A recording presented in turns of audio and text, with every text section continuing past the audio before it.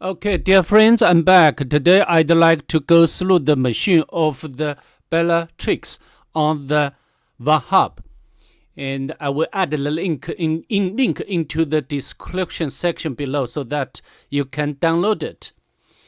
And before we begin today's video, if you don't mind, please subscribe to my channel and leave a like below. As you know, this will help me very much on the YouTube robots. So without further ado, let's just get started. To save time, I have already imported the virtual machine or the target to the virtual box. So then we can go inside the Kani VM. As you can see, I have already discovered the IP address of the target as 252. Then I did the map scanning with options like scene scan, the version scan, the default script scan, and also the comprehensive scan. From the map scanning results, as you can see over here, there are two open ports.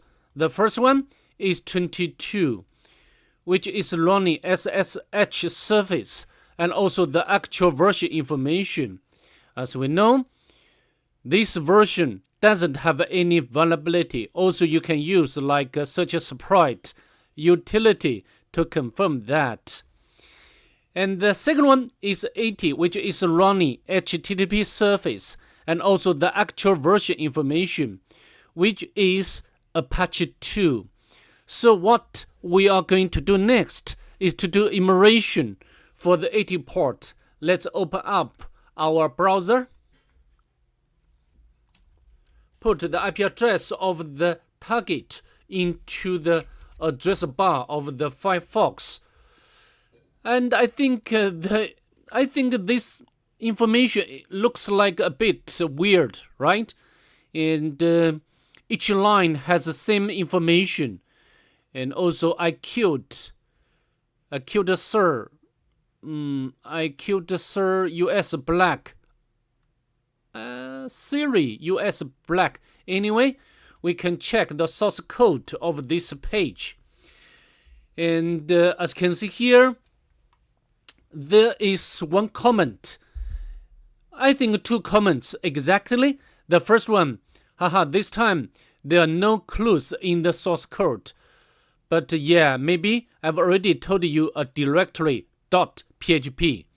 I think this information is very important. A directory.php. As you can see here, I think if you take a look at this source code very carefully, you can get this file name, very long file name. And also here, as you can see,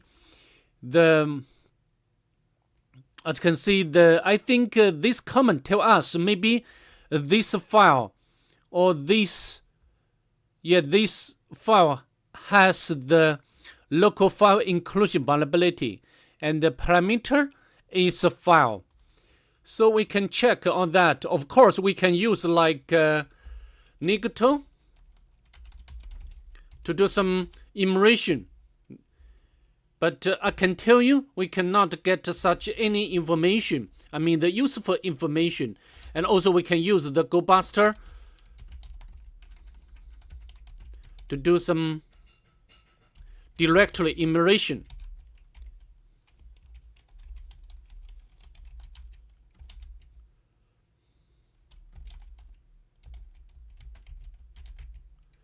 Let's hit enter. But I can tell you, in this case, we cannot get any meaningful or interesting directories or files.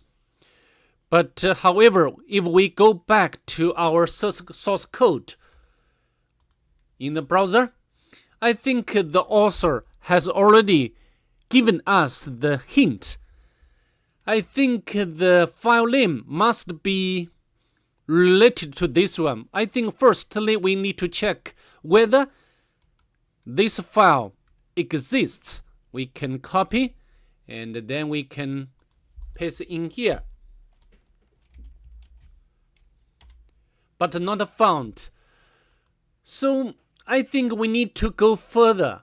As you can see, yeah, this string is just, I think, is some string of the copy, multiple copies. Maybe this one, right? So we can killed.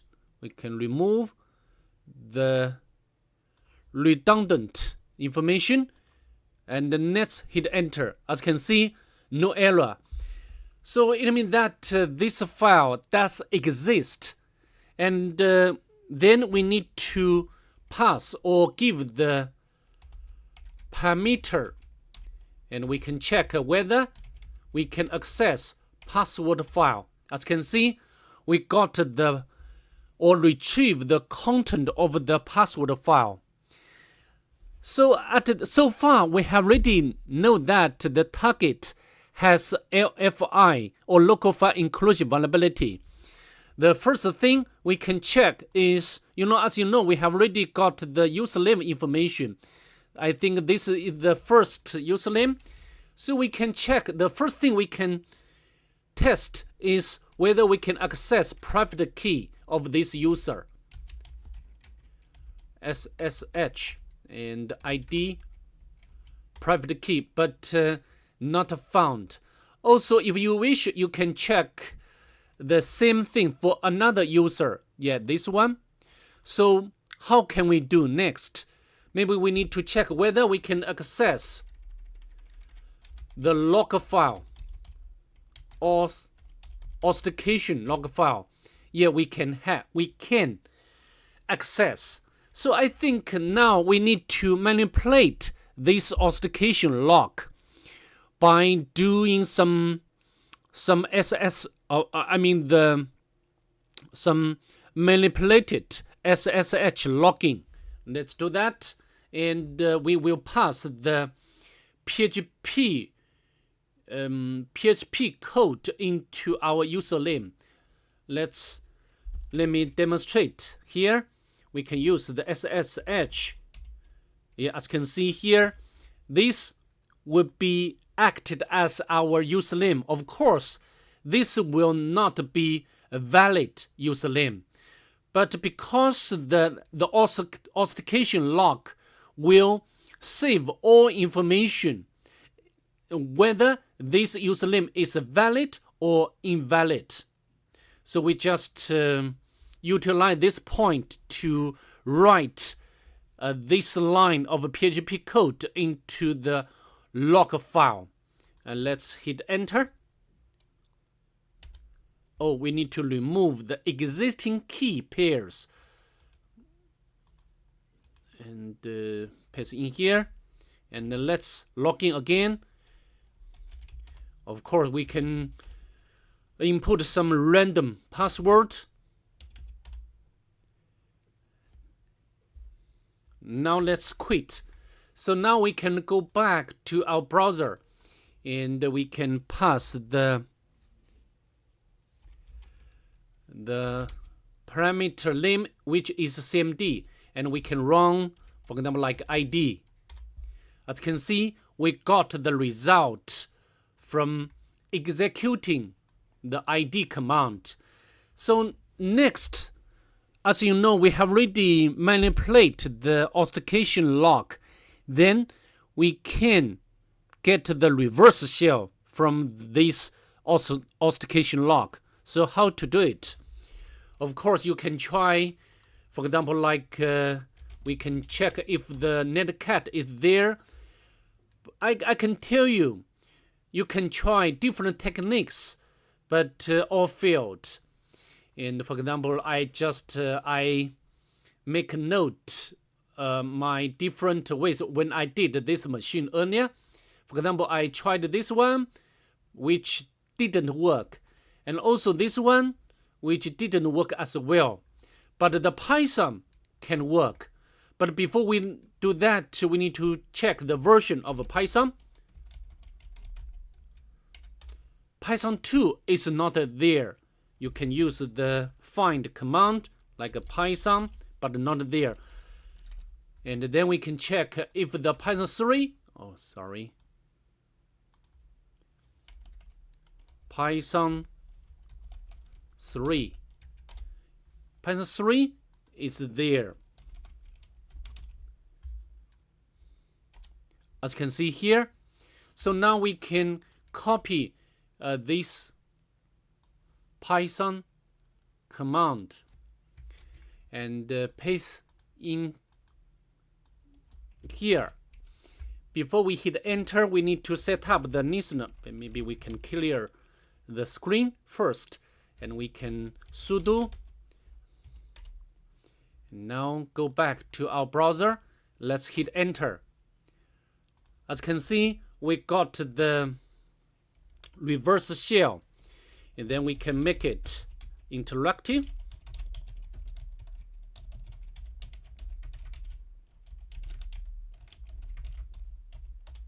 Okay, and now we can do some local enumeration.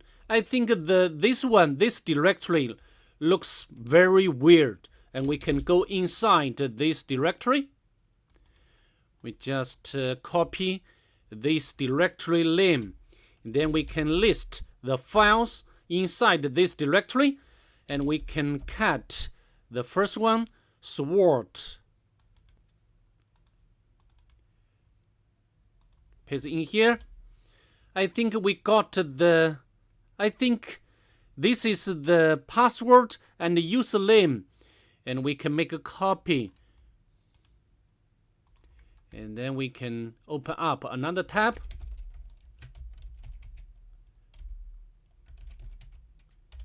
And create the hash file. And paste in here. Okay. Right and quit. And let's check this one. I think this is the dictionary. So that we can use this dictionary to crack the password for the user. Strange. Yeah, which is difficult to pronounce. So we need to download this dictionary to our Kali Linux. How to do it? We can use the Python to set up the web server. And we can copy this file name because I don't want to type in. Then we can use the wget utility and paste the file name here. Yeah, we download it without any issue. We can cat this file. Yeah, this is just word list. So now we can use the John the Ripper to crack the hash word list and the secret. Because I have already done cracking earlier, so the John the Ripper has cache. So we need to use the show command to display the password. And I think this one. So we can make a copy, and then we can SSH strange and the IP address, and paste the password here. As you can see, we successfully log in to the target via SSH with the user Lestrange. So we can list the content, and we can cat the readme txt. So I want to escape from the prison. And so it means that, I think although we have already got the shell, but this shell is restricted. For example, we cannot navigate to different directories. But anyway, we can run the sudo. As you can see, even we can run the command, the vim, without supplying the password of a root user. So how to use the bin to elevate our privilege? We can get the help from the GTF on bins.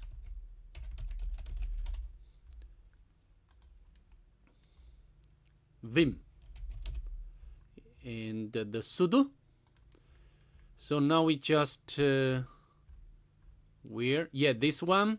So maybe we just use the simplest one. We can make a copy, and then we can sudo and paste in here. Oh, sudo, not. We need to use the vim and pass in here, paste in here. As you can see, we have already become the root, and then we can get or retrieve the root flag without any issue. Okay, so that's all I'd like to go through this machine, and I hope to see you in the next one. Bye.